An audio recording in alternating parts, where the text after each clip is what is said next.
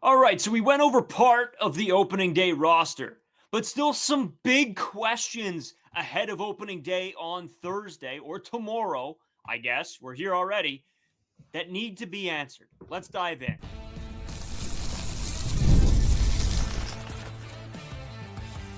You are Locked On Blue Jays, your daily Toronto Blue Jays podcast. Part of the Locked On Podcast Network, your team every day. Welcome back to Locked On Blue Jays. Thank you for making Locked On Blue Jays your first listen every day. We are free and available wherever you get your podcasts and on YouTube. Part of the Locked On Podcast Network, your team every day. As always, I'm Braden Wasco. He's Carter First. You can find us on Twitter, and make sure you guys do go over to the Twitter. We're going to have a ton of stuff going on there this year. We're going to make it a priority. Braden 5, Wasco, Carter First 2. You can follow us both. Also, if you're new here to YouTube, we really, really want to push you guys to hit that subscribe button. It really does help us out. You guys killed it early this year.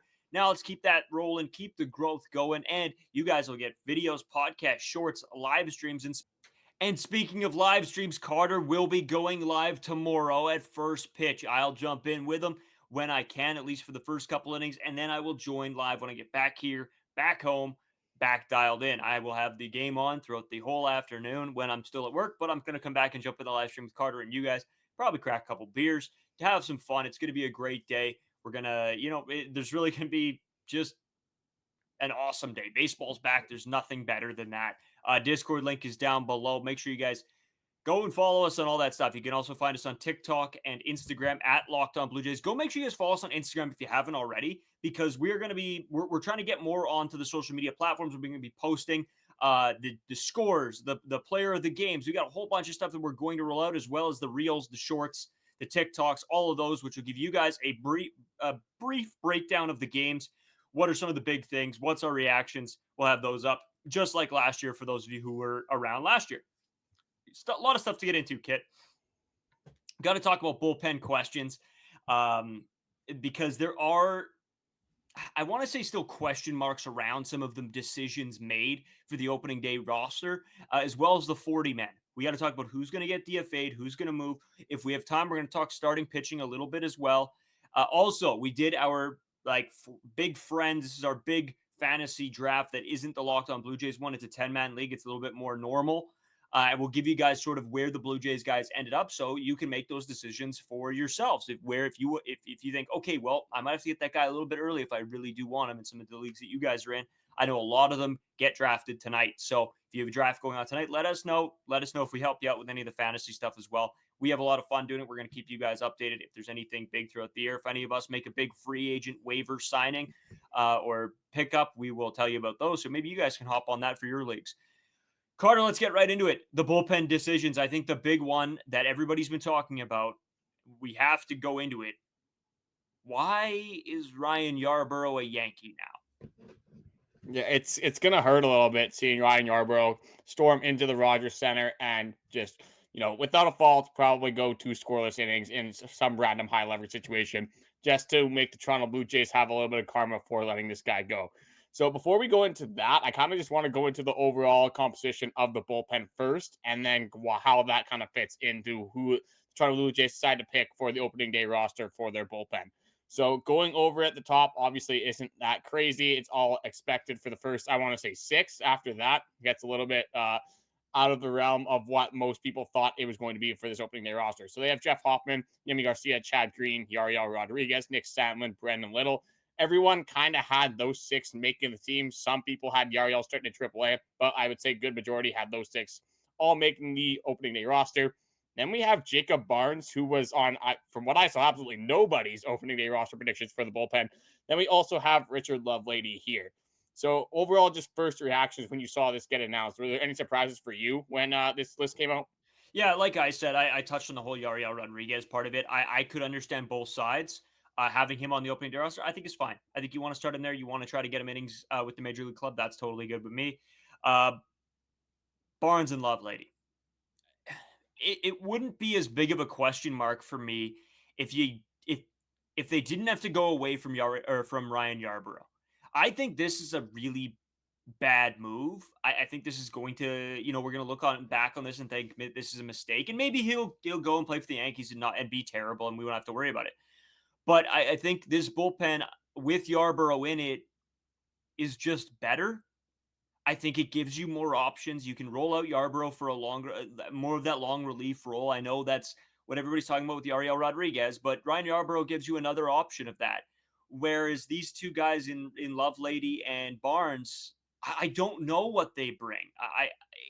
I don't see this as a diamond in the rough situation where, not that Ryan Yarbrough was either, but I think he was good enough to be a crucial part of this bullpen moving throughout the year.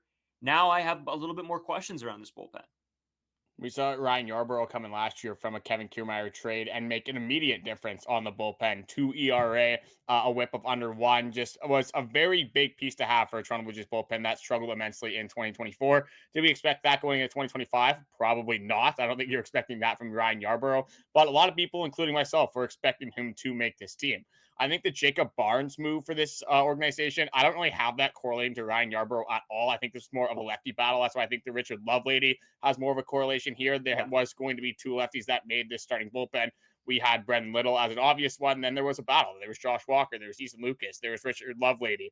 There was a bunch of guys in this rotation of bullpen arms that were going to have to fight to make this opening day roster.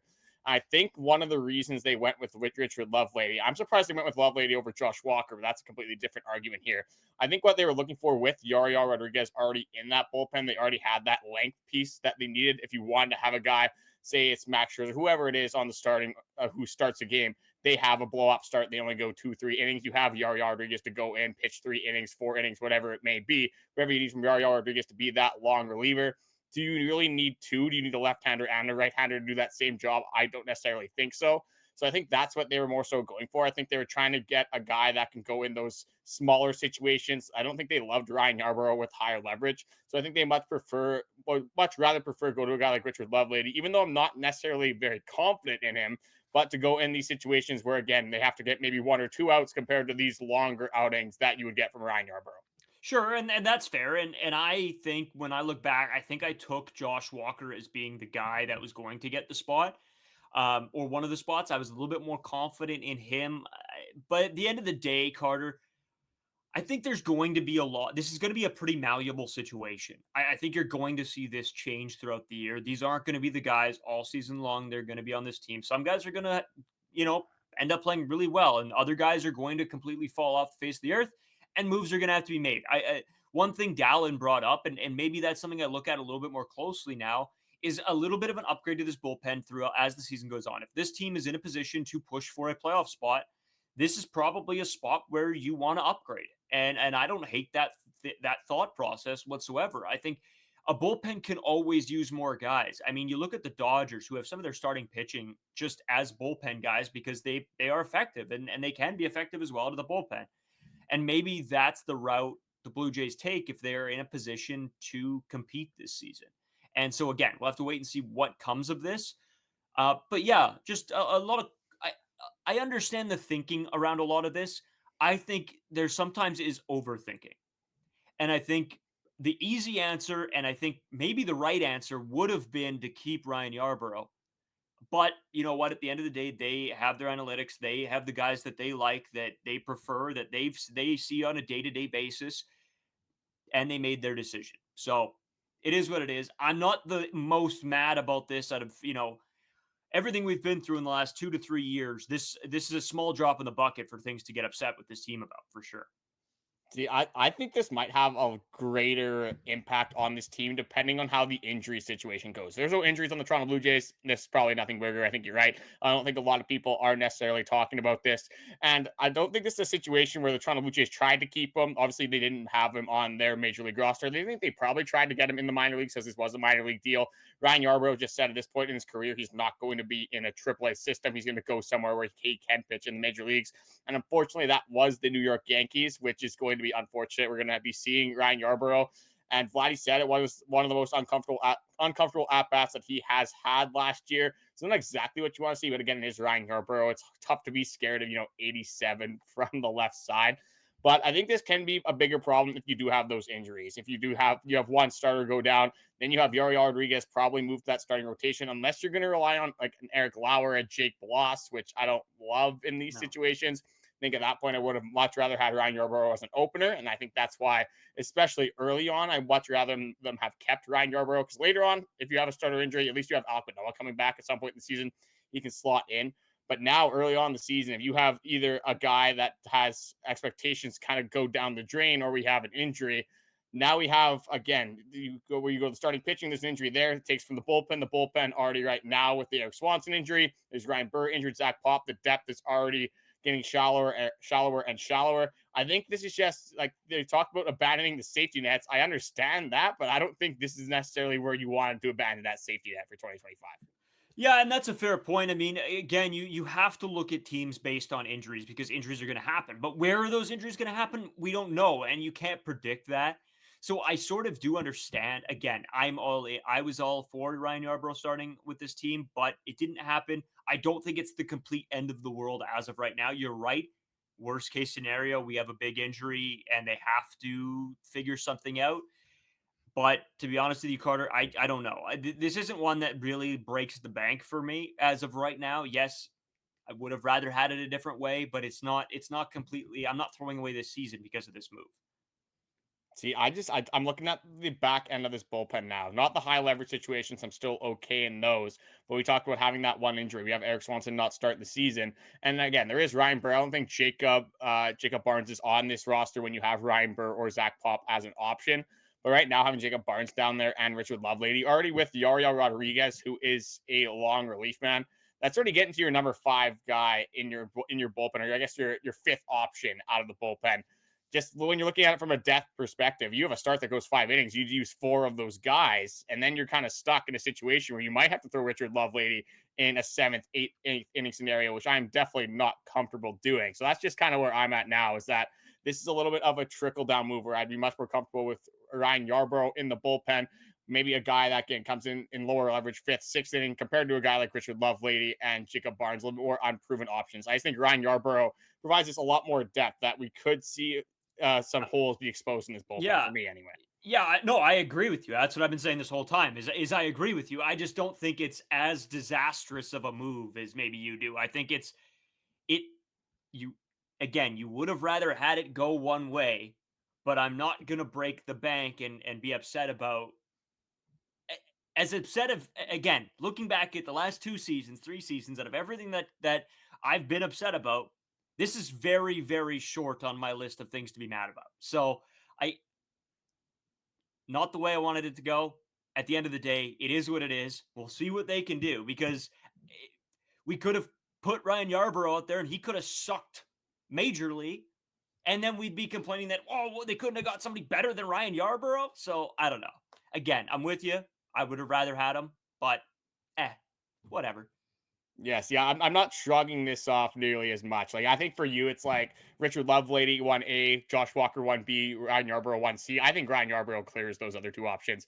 Again, I understand. That's what I'm saying. I'm saying Ryan Yarbrough was my choice. He was my choice, but it's not a Jeff Hoffman to a Ryan Yarbrough situation. It's a guy that was going to be fine enough to 2 guys that maybe aren't going to be fine enough. It's that I think that's the level I'm at. So yeah, Ryan Yarbrough was number 1. I've seen last year where Jose Cuas came into pitch. I've seen instances where Yariel Rodriguez came into pitch. It only took 5 pitches for that game to completely get blown out of proportion. So that's where I'm saying we're right now, is if you have Ryan Yarbrough, even though it is, again, your lowest leverage arm in the bullpen, you have him compared to Richard Lovelady, who, if you have one blow-up start, that could cost you a game. So this could happen with Yariel Rodriguez. He could come in and plunk 3 guys in a row. So if we're going to argue anybody, you could say that with like a Chris Bassitt, though. You could say that with Kevin Gausman, who they could come in kind of in those same situations, not have their stuff. So no, leave your opinion in the comment section. Do you think this was a good move on the Toronto Blue Jays? Does it really matter necessarily? Or you're more on the fence that I am, where it's going to have a little bit more of an impact? Or are you like, it's Josh Walker, Richard Lovelady, Ryan Yarbrough?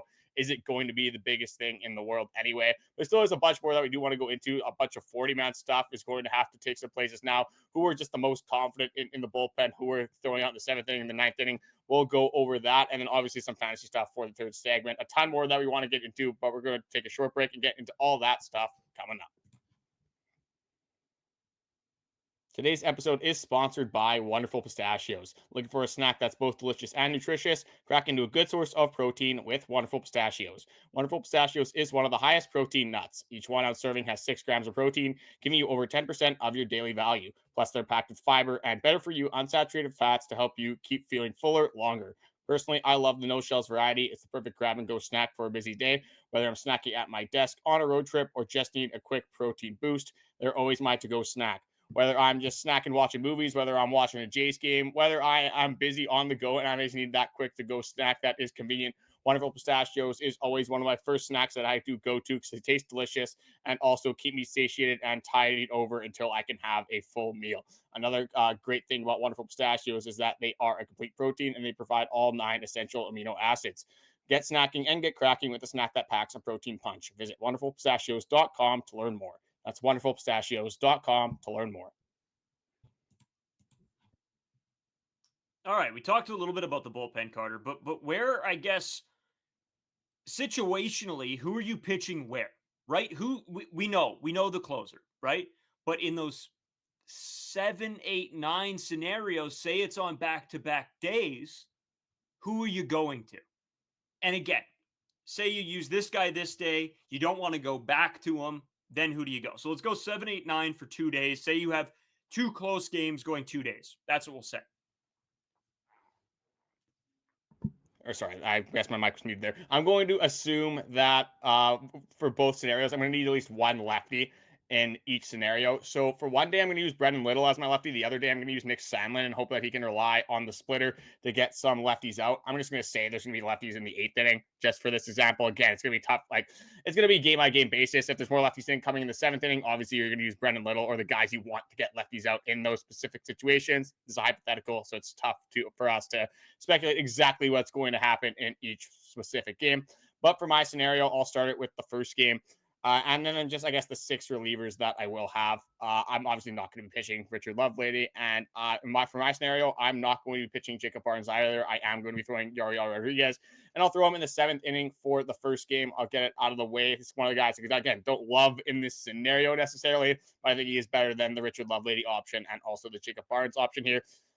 For the 8th inning scenario, it's the lefties. I have Brendan Little. That's the guy that I would like to have as my number 1 guy against left-handed pitchers. I'll just throw Jeff Hoffman in as the closer. I think highest leverage scenario you have, this guy's available. Jeff Hoffman's always going to be your number 1 go-to guy.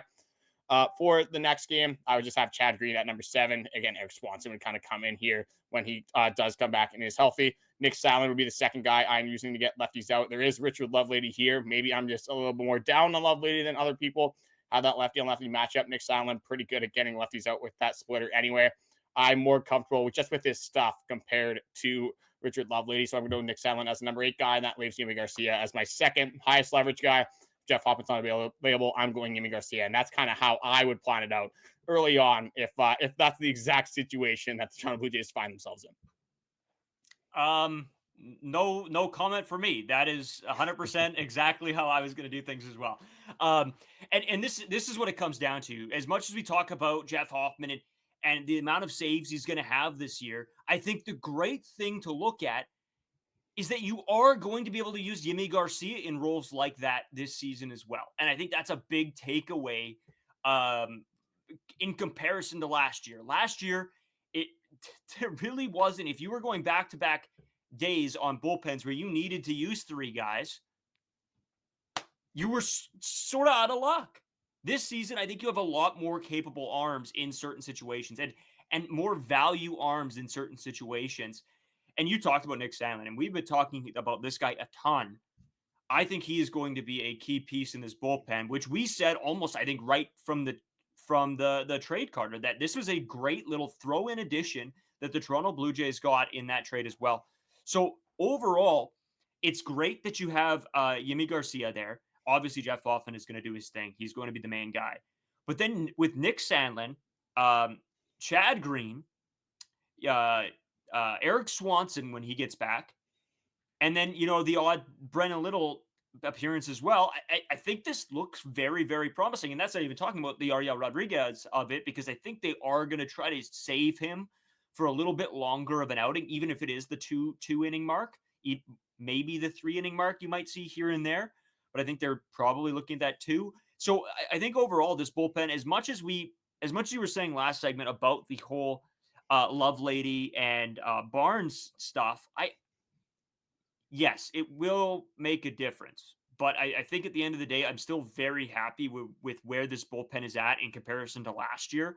I was so, you looked up and down this bullpen, you're sort of like, and then an injury would happen. And in that sense, you're right. I think if an injury does happen, this bullpen is looking worse for wear. If two guys go out, like Erik Swanson, and then say it's Chad Green, I think this bullpen is in more rough shape. But I think if two injuries happen anywhere, this team is in rough shape. So I think they're going to be banking on being healthy. And if they are healthy, I really like what this bullpen looks like. See, maybe I'm overreacting a little bit, but I think I have a little more of like a red flag, like the warning signs up a little bit here than you do. Because I'm taking Tim Mayza and Trevor Richards over Jacob Barnes and Richard Lovelady. And that's not saying a whole lot. I'm not a big fan of Trevor Richards and Tim Mayza. You have those two Sure. guys at the bottom of your bullpen. I think this injury to Erik Swanson really, which I already kind of knew, but it just exposed that the lack of depth the Toronto Blue Jays have. Now you get rid of Ryan Yarborough, and again, you do have Zach Pop, who's an option, but is this a guy that you want to rely Zach on? Pop sucks. Ryan Burr does take over that Jacob Barnes spot. I think you do slot Ryan Burr in there. I'm a lot more confident with this guy in a lower leverage scenario. Richard Lovelady, maybe he can surprise me, but again, you have Chad Green, who I don't know how effective he's going to be. I'm very okay with Jeff Hoffman, Yimi Garcia at the top, 8-9. No problems there whatsoever. You have Erik Swanson injury, Nick Sandlin, I'm excited about, but Brennan Little, you're putting a lot of pressure on him being the main lefty.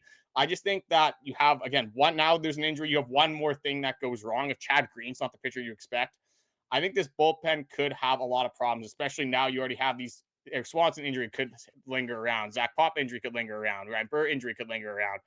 I don't know. I'm just from the last year, maybe that's lingering around as well for me, but this injury has kind of opened my eyes and has not really left me a good feeling going into the season. Carter, what team has 6 ultra strong bullpen arms? Really? I mean, every team is 1 to 2 injuries away from their bullpen being blown up. 28 of 30 teams are in a very similar position as the Toronto Blue Jays in their bullpen. There aren't many teams with great guys. I agree with you. The Ryan Yarbrough addition would have been better. But I don't think that, again, we don't even know what these guys are going to bring to the table. We have not seen enough of them to make an assumption that these guys are the worst 2 players of all time. And right now, if I have to go with 2 guys, and you talked about the Tim Mayza, Trevor Richards situation, I'm probably taking them as well. Because I haven't seen these 2 guys pitch enough to make an accurate representation. I've seen those 2 other guys. I know how bad they can be. I know that you might get good things out of them. I just don't know a team that doesn't look at their bullpen and think they're 1 to 2 injuries away from it being not good. I think that's every team outside of the Dodgers. The Dodgers. I don't know who else. Every team is the same way. Bullpen is a shot in the dark. We've talked about that over and over again. You see the Blue Jays bullpen being horrible, and then the next year it's one of the best bullpens in the league, and then the following year they're terrible again. It's the bullpen. That's how it is. You need good days out of your starters, the guys that you're most confident in, and you need your top end bullpen guys to be healthy for the season. And if it doesn't, you got to battle. I don't know. Yeah, obviously, if you have a major injury, the bullpen is not going to help your team. Kind of what I'm saying is that if you look at say the Orioles have already dealt with an Andrew Ketteridge injury, I think they're in a much better scenario with the guys that they're rolling out for depth pieces than the Toronto Blue Jays are in right now. And I don't even think that's close. I think the Rays have way better depth. I think the Los Angeles Dodgers have way better depth. No matter what, it's going to hurt you if you have an injury that's a good player, whether it's a bullpen, whether it's a first baseman, whether it's center fielder, no matter where they are. If it's a big player that's going to be injured, that is going to hurt you. But depth doesn't matter. The next man mentality up. And again, the season hasn't started, but when we've seen Jacob Barnes pitch throughout his career, we've seen Richard Lovelady pitch throughout their careers, unless somehow they all figure it out this season, which can happen, I guess, but for like 34-year-old Jacob Barnes and Lovelady, I think it's like 30. It's just not something I'm expecting. So it's with these injuries, it's just the depth is just being exposed from the Toronto Blue Jays. Not a lot of pitching depth in this organization, which we already knew. I'm saying that everything needs to go exactly according to plan now. If you have one more thing that goes wrong, which happens in a baseball season, I think that the holes are going to be exposed on the Toronto Blue Jays. Yeah, I agree to a certain extent. I just don't think Yarborough, as okay as he was, If you I don't add know. I him, think like a 2 ERA with like a 1 WHIP and like other Carter, outlying he was stats is good, a but pretty. you don't know that Ryan Yarbrough was going to go and do that same thing. You could say the same thing about Will Wagner, who had a 24-game stretch last season, who was I very agree. good and that people are very high on. Where I Ryan agree. Yarbrough, a veteran in this league, I think it's just different scenarios. Maybe I'm a Ryan Yarbrough pilled guy, but I'm higher on Ryan Yarbrough than I guess you are, and maybe some other people as well. I'm interested in what the people are going to have to say Yeah, about this Ryan Yarbrough transaction. It's clearly, I don't love it. You kind of just I don't love it either. shrug it. You're I just wish giving it it would have went a like a different way. shrug it off mentality, which is again, it's Ryan Yarbrough. It's again, you're right. It's not Jeff Hoffman. But I'm saying every player, no matter if it's a depth piece or it's a Vladimir Guerrero Jr., obviously the Vladdy is going to be hurt you more. But every piece on the roster matters, and all it takes is one pitch to completely change a baseball game. Yeah, I agree. But if I'm assessing risk, this is a very low risk decision in comparison to um, not giving Alan Roden the shot. I think that's a huge decision, a way more important decision than them deciding on three bubble bullpen guys and picking two of the three of them.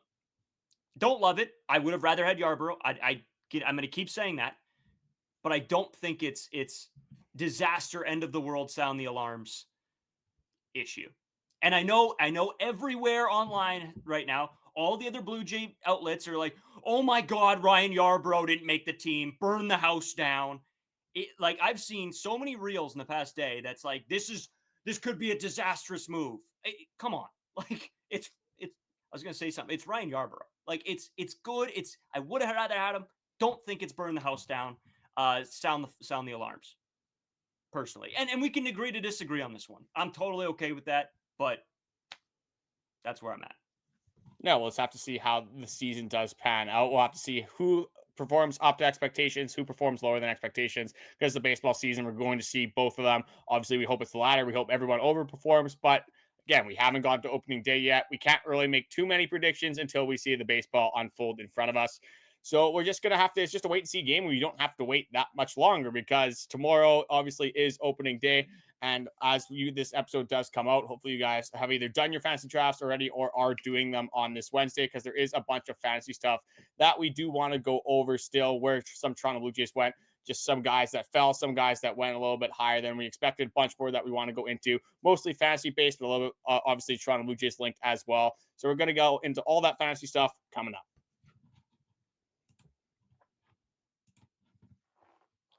Today's episode is brought to you by Monarch Money. Ever check your bank account and wonder where did all my money go? Between dining out, online shopping, entertainment, it's easy to lose track. That's where Monarch Money comes in. Your personal CFO giving you your full visibility and control of your finances. This is something I need because I am terrible for going online and just buying Blue Jays hats all the time. Or, hey, I got a couple extra bucks. I can go and, buy lunch today, and then it starts to become a habit, and I don't want it to become a habit. So it's nice to keep something to keep me in check as well. When I started using Monarch Money, I just realized how much I was spending on food delivery. Now I budget smarter and save more. Take control of your finances. Monarch Money. Use code LOCKEDONMLB at monarchmoney.com for 50% off your first year. That's monarchmoney.com. Code LOCKEDONMLB for half off your first year. Jeez, half off. What a deal. Today's episode is also sponsored by Supply House. Get the supplies you need from the site that's made for the skilled trades, supplyhouse.com. Whether you're in plumbing, HVAC, or electrical work, Supply House is the most reliable way to order products online. Their easy-to-use website is packed with helpful resources and the latest product info to help you get the job done right. Plus, with a complete inventory of over 200,000 parts with over 400 or from over 400 top brands, you'll find exactly what you'll need delivered fast from coast to coast. Need help with an order? Supply House offers expert support and industry-leading service, so you'll always talk to a real person. And the trade pros looking for an extra edge, their free Trade Master program offers you exclusive perks like a dedicated phone line, free shipping, and discounts on every order. Thousands of skilled professionals already taking advantage. Now it's your turn. Join the Trade Master program today at supplyhouse.com/TM and start ordering plumbing, HVAC, and electrical supplies with just a few clicks at supplyhouse.com. Plus, use the promo code SH5 for 5% off your first order. That is SH5 for 5% off your first order, and that is at supplyhouse.com. All right, we had our big fantasy draft. Our friends wanted it was the 10-man league that, we've been trying to get off the ground a little bit. Now we're here. Everybody seems pretty dialed in, honestly. Some interesting teams out there, but we want to let you guys know maybe where you can look at getting some steals, where the Blue Jays fell, when to draft them. So, because we know all the Blue Jays fans, you want your guys on your team. So, where do you have to draft them to utilize a pick? Not wait too long, not take too early. Where are we going to go? Me and Carter sort of broke down where all the guys went, and we'll let you guys know that as well. Carter, let's start off with the first round. A little bit shockingly, you had the 9th pick, I had the 10th pick, so we were sort of screwed right off rip. You pass on Vlad at 9, and who did you go with? Yeah, I went with Corbin Carroll here, and the only reason I did, it was really tough passing on Vladdy. Really wanted him to come back around at 11, but the fact that or at 12, but the fact that Braden had 10 and 11, kind of figured that if I don't go with Vladdy at 9, probably not going to find me at number 12. I just think with the stealing upside with Corbin Carroll and the back half of the season that he did have in 2024, I thought these two were very close. And I think with the first baseman that I was going to find later on in the draft, I had a draft plan, was hoping to find somebody else later on. Didn't end up happening, as we'll get into. But I think with Corbin Carroll and Vladimir Guerrero Jr., I think it's a flip of the coin. You can really go either one. But I love Vladdy in that like 8 to 12 range, especially in redraft leagues. Yeah, I think if you can reach on Vlad if you're in a Blue Jays centric league. I think if you want Vlad, you're probably going to have to go and maybe get him a little bit earlier in that 8 or 9 spot. Because in our locked on one, just for reference, he went 6. Yeah, exactly. A lot of Blue Jays fans in there. A lot of guys are going to draft him a little bit early. So I got him at 10. I paired Vladimir Guerrero Jr. then up with my second pick. I think I went Rafael Devers here. Yeah. Third baseman's hard to come by. Really good third baseman's anyway. Seems like they go quick. So if you guys want a third baseman, that's something to look into as well. Getting somebody early, getting somebody quick. Then Carter, this is where we got into sort of your draft sort of problems. I guess you said you were looking for a first baseman, but you went with pick 12. Who did you go with in pick 12? Number 12. That's a great question. I went Corbin Carroll. I might actually have to go look at who I went. Number 12. Yeah, like again, my plan was to go Corbin Carroll, and then I was thinking maybe Yordan Alvarez. I was going to hope and see who I still had a chance to draft at that come around. But initially, again, just the way it worked out, 9 and 10, obviously not what you're looking for in a 10-man league, just with like the two hosts of Locked On Blue Jays just happened to get the last two picks. Not exactly what we're looking for. Still trying to find where I drafted. That's okay. Guy. You know what? While you look for that, I'll sort of see what happened in the next pick because I know you went looking for a first baseman.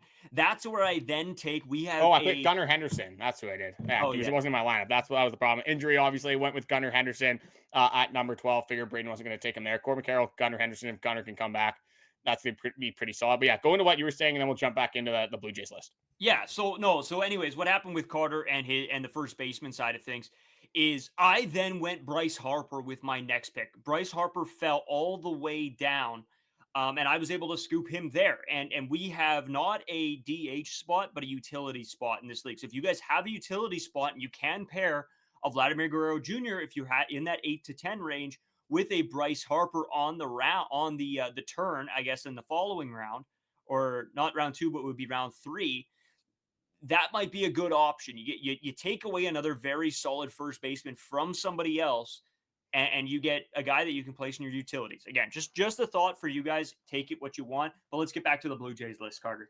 Yeah, Anthony Santander in this league going at number 26, which was surprising because in the Locked On League, he went at 25, only going one spot later with, 20 Locked On, like just Blue Jays fans in general. Obviously, a lot of the people in our draft are Blue Jays fans there too, but we thought it was a little bit of a reach of Santander going in that Locked On League. Again, still goes around the same spot here. I think he was ranked at 27 on the ESPN app that we're using, so maybe that is a good spot for Santander. I just think, him coming off of a 44 home run season, tough to expect the same thing. And I think it's a little bit high for his ranking. But again, when you have Santander, you're watching on the Toronto Blue Jays, that new shiny toy, especially if you're a Toronto Blue Jays fan, definitely hard to avoid a lot of the time when it comes to these fantasy drafts. So that's why a lot of the time we're seeing Toronto Blue Jays get picked a little bit earlier than we're thinking. But Santander goes to 26. I'm just going to kind of fire through these. Bichette goes at 101, so a little bit of a lull between there. Santander going in the third round. Bichette doesn't go for a long time. I think that would be the 11th round. But then you have Jeff Hoffman 103, Kevin Gausman 112. I get Bowden Francis, the only Blue Jay out of my 2 leagues, at 112. Braden got Kevin Gausman as well at 110. Jose Berrios goes 123, Alejandro Kirk at 140, Andrus Gimenez at 145, and a surprising one, didn't think he would go, but George Springer does also go at 163. So out of just your fantasy draft, so was there any Blue Jays specifically that you were targeting? Was there a guy that you were hoping to get at value? Or there's some guys you kind of staying away from because you figured that people would reach on them? What was your overall strategy just regarding the Toronto Blue Jays in fantasy? Yeah, obviously me and you want Toronto Blue Jays players. We want to be able to watch our guys. George Springer stayed as far away from him as possible. Anthony Santander, I'm not taking that early. I'm sorry. I think he's great, but I'm not reaching that heavily on him. I think if you can get him in the 3rd, 4th round, that's probably a better spot. I don't just the 2nd round to me. I really, really don't like that. Bichette going at 110 or 101. I think you can go earlier on Bichette. I think you can get value there at the shortstop position or a utility position if you have. I think go him early. If you want to get him early because you could probably get him around the 8th or 9th round and have really, really good value there. So just to keep your eye out for that. See, I agree with that. I think Bichette, just skill-wise, should be going way early on. The reason I didn't drop Bichette in either league, I think he went around like 85 or something, that Locked On league. I think you can get him for good value there. But the way that the ESPN app, at least, just values shortstops, there's so many good shortstops that you can get late. O'Neal Cruz is going like 140. You can get Ellie De La Cruz, who's for some reason on that app is like ranked 70, which is just insane to me. CJ Abrams goes super late. There's so many guys that you can get from the shortstop position that do give you a ton of value. And Bichette, obviously, we both have him predicted as being a very good player. I still think you can get that value there. But based off of the other guys I thought I could get at the shortstop position, I didn't feel the need to go Bichette, at that 80 to 90 spot when I could get somebody who probably is going to be a little bit worse, but, at that 150 or 160 where I get them way later on in the draft or wasn't going to hamper a position need early on. And it's like for me, I went Trey Turner pretty early. I think it was 4th or 5th round. The stability there, I think for me with Trey Turner, the stealing, everything like that, where again, if you want to wait and you want to look for Bo in the 8th or 9th round and not have to worry about a shortstop, there you go. That's a great strategy. But Carter's right. There was a lot of options late in the draft for us. And there wasn't that much. There aren't that many shortstops early on that you really have to jump on. So yeah, weirdly they can be waited on. Yeah, I got 2 more things I want to bring up about fantasy, and that's going to be it from me. ESPN fantasy, again, don't know if this is every single fantasy app, but they have this thing where some of the starting pitchers are listed as relief pitchers. In the grand scheme of things, I don't know if this matters a ton, but I figured, starting pitchers pitch more than relief pitchers. There should be, in theory, more of a chance for them to get fantasy points. So Bowden Francis is a guy that is listed as a starter and a relief pitcher on that ESPN fantasy app. Nick Martinez, another guy. Drew Rasmussen's another guy. These guys should be starting at points throughout the season, but they are listed as relief pitchers. So Bowden Francis is a guy that, again, obviously is Toronto Blue Jays fans. We know this guy will be in the starting rotation at least early on. So if he has a very good year, if you see that back end of Bowden Francis, this guy's just going almost no hit games every single time he's going out there. That could be some crazy value from the relief pitching spot.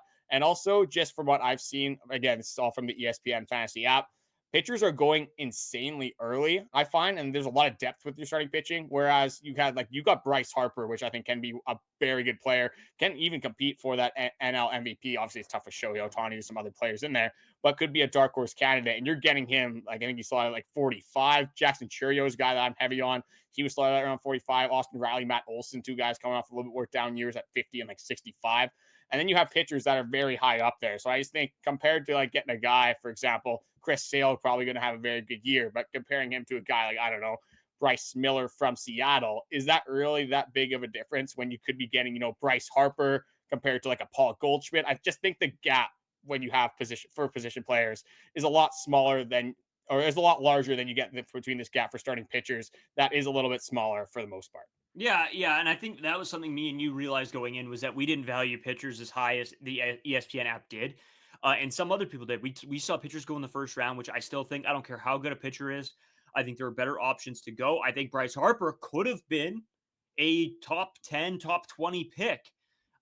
So again, a little bit strange how everybody values guys, but it's where we are. If guys want to value pitching, I would suggest to not, but it goes to each person's own draft strategy. Guys, as we always talk about, we always thank you guys so much for watching, listening in, following us on everything. If you haven't already, please go do that. We'll be back tomorrow. Big day, opening day. We'll have the episode out for the morning before the game. We're going to tee everything up, get everything ready, and then Carter will be live. I will jump in and join him as well. It should be a absolute blast. Make sure, like we said, go follow on Instagram, TikTok, Twitter, the YouTube channel for everything, shorts, everything like that after the fact. So we put out little game recaps. They're like a minute. We give our feelings, our thoughts, whatever. So make sure you guys follow us on all that, and we will talk to you guys tomorrow.